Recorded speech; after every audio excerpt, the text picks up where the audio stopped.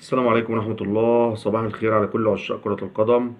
هارد لك لكل عشاق وجماهير الزعيم الهلالي خسارة لقب دوري أبطال آسيا أمام أوراوا الياباني بعد الهزيمة 1-0 في مباراة الإياب في اليابان. يعني كلمتين بس يا جماعة عايزين نقولهم النهاردة. الهلال كان أفضل كتير من أوراوا خاصة في الشوط الأول. لاعبي الهلال استغلت الضغط الجماهيري الكبير على لاعبي أوراوا وكانت الأقرب للتسجيل بغض النظر عن الفرصة الوحيدة اللي أضاعها لاعب أوراوا الياباني في العارضة. كان الهلال قادر إن هو يسجل ويتقدم في المباراة. افضل اتنين لاعبين النهارده هو كاريو، وتشاء الظروف وتحكم كرة القدم ان هو اللي يسجل الهدف في مرماه، ولكن طبعا اللاعب ده مش مركزه وكان بيغطي وعايز يشيل الكرة ولكن الكرة سكنت الشباك.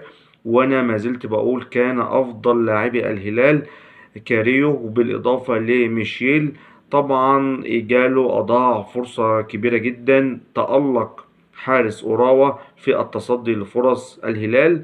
يا جماعة خلاصة الكلام الهلال ومدربه ولاعبيه أضاعوا فرصة الفوز باللقب في مباراة الذهاب.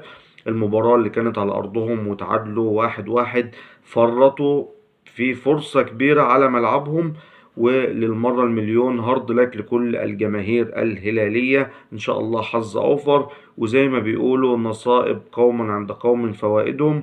كده يا جماعة بطل الدوري السعودي هيلعب في كأس العالم للأندية، وده بيشعل المنافسة في الأسابيع المتبقية بين الاتحاد والنصر. كل التوفيق لكرة القدم السعودية عموما، وهارد لك لكل جماهير الهلال، والسلام عليكم ورحمة الله وبركاته.